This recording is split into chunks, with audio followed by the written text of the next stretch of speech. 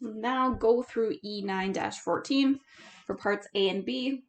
Hopefully you've tried this on your own.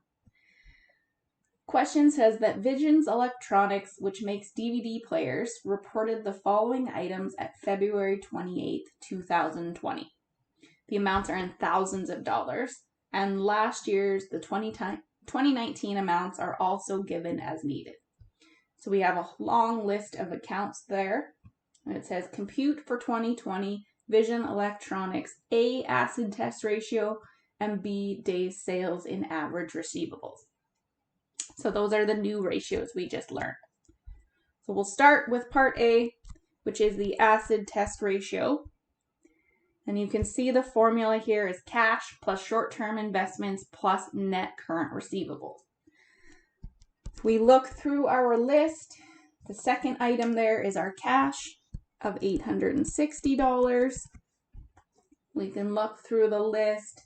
Short-term investments are on the right column near the bottom, $330. And then our net current receivables, on the top of the right-hand column, we see accounts receivable net.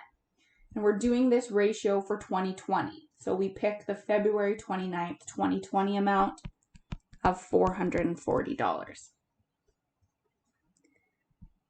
And then we're dividing this by our total current liabilities. So we need to go through the list and find all of the current liabilities. So the very first item is accounts payable. We know that that is a current liability. So we add that. If we keep going through the list, there's long-term liabilities. We don't want that. And then the last item is other current liabilities. So we would also add that here.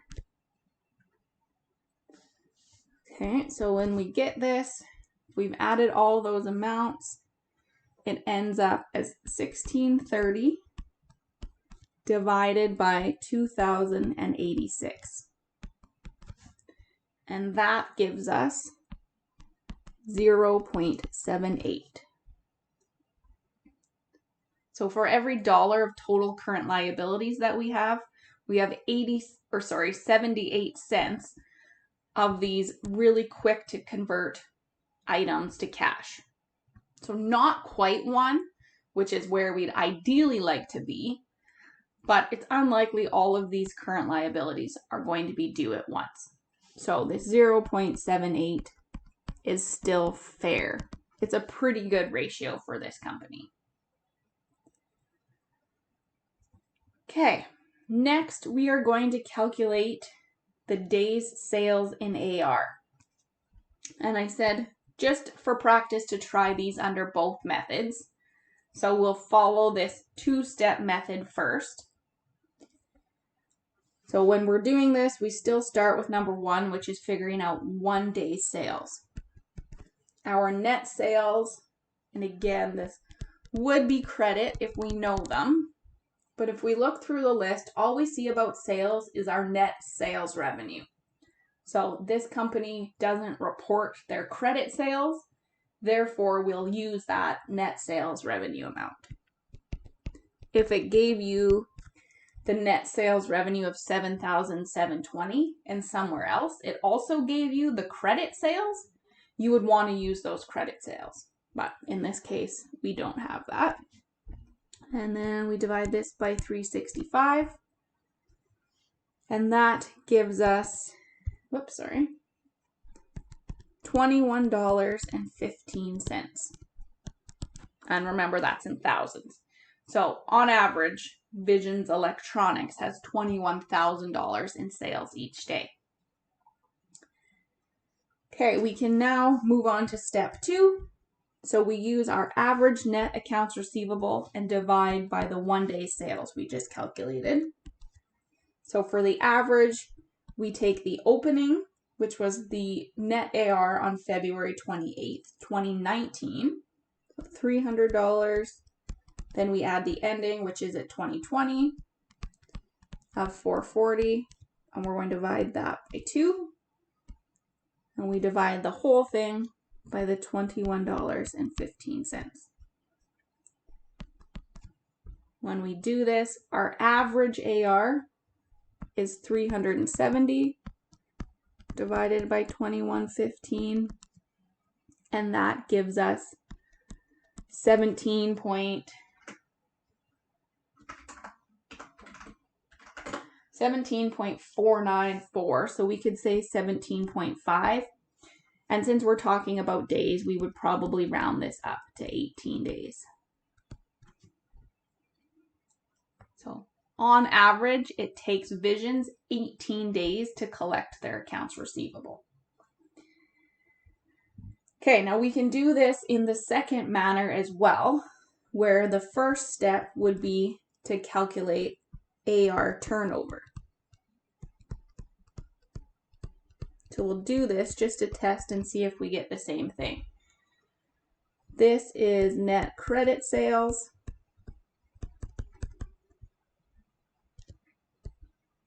divided by our average net AR. So we can just pick out the numbers from above because they're going to be the same. So our net credit sales, we know we didn't have credit, we just had net sales revenue, $7,720.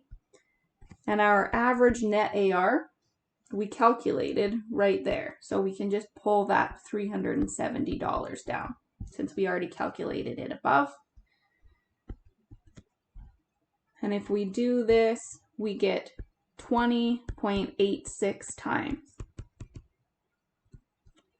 So throughout the year, on average, we collect our average AR 20.86 times per year. But again, that doesn't really mean too much to me. So our second step is to convert that to days sales in AR.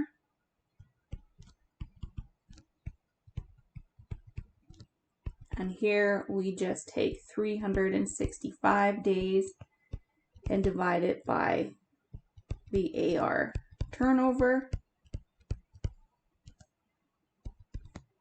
So 365 divided by 20.86 times still gets us that 17.49, so round to 17.5, and we look at a full day, so 18 days. So it does give us the same value under both methods, as you can see there. We would want to compare this 18 days to Visions credit policy. I mean, Visions Electronics, typically if you're just an individual customer and you walk into the store, you have to pay. So they have cash sales. But if they're selling to larger organizations, so for example, if RDC needs to redo the computer lab and they're going to get a bunch of new computers and monitors, they might go to Visions and they could probably purchase on account because they're a larger business. So we would look at what are the number of days that are given to those customers that are allowed to purchase on account. We would compare that to the 18 days we've calculated. If the credit policy is more than 18 days, then Visions is doing pretty good because they're collecting more quickly than they need to or than they have in their policy.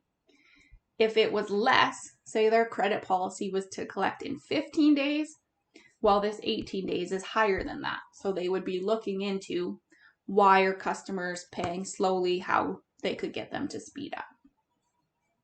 Okay, so that's an example of these ratios and how you would think about these in managing your business.